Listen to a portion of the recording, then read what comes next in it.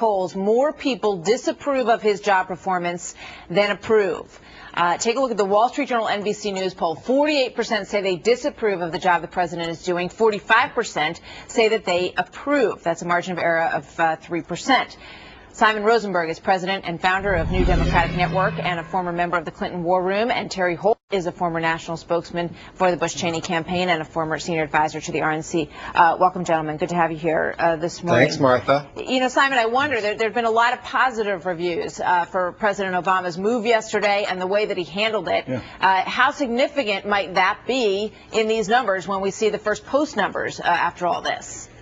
Well, I think the president's had a good last week. I mean, I think they've started to really take command of what's going on down in the Gulf. I think the way that he handled the McChrystal affair showed strong and firm leadership over the last 24 hours. There's been great reviews of his pick of General Petraeus. And I think it's important not to overstate what these numbers show. You know, 46% of the country voted against the Democrats in each of the last two elections. And if you look at the data, about 45, 46, 47, 48% still don't like the Democrats. That shouldn't be a big surprise to anybody who tracks polling data. So I don't want to overstate the negativity of this poll. All right, let's take a look at a couple other poll numbers, and then I want to go to Terry and get your thoughts on this. But let's pull those up in the control room if we can. This one, will your vote for Congress be a vote to support or oppose President Obama? So is he the reason that you're going to go Republican or Democrat? Here's a look at those. Support 27%, oppose 32%, neither 39%, because we know a lot of House votes in particular tend to be very local in nature. Let's look at the next one that we have here, and that is, would you prefer a Republican or Democrat-controlled Congress? 45% say Republican, 43% say Democrat. That's a pretty even split, Terry.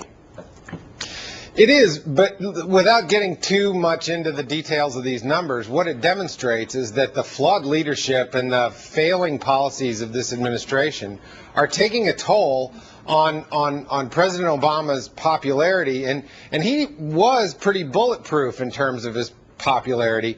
The fact that the Republicans have even a slight advantage at all is indicative of a political climate that doesn't favor the Democrats.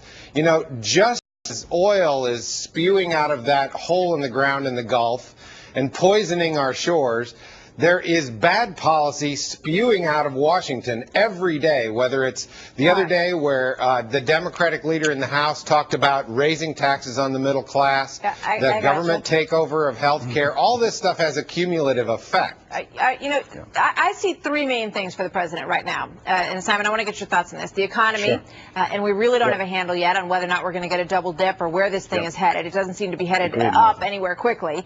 We've got the oil situation, which Terry was just referring to. And we have Afghanistan, which the president has now essentially recommitted to in a pretty big way with this move of putting General Petraeus in there. So really how all these things go on the ground, I think, are going to have a huge impact on these numbers for him.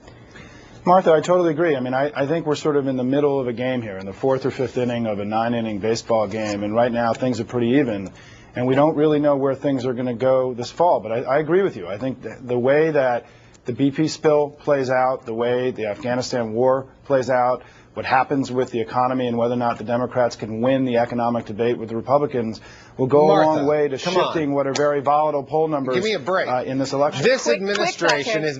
This administration has known from the beginning that the economy and jobs is the #1 issue. They spent all year last year government takeover of health care. They're spending this year flailing around in the Gulf without any clear leadership, and now they're at war with the military, the singly most highly regarded institution in this country.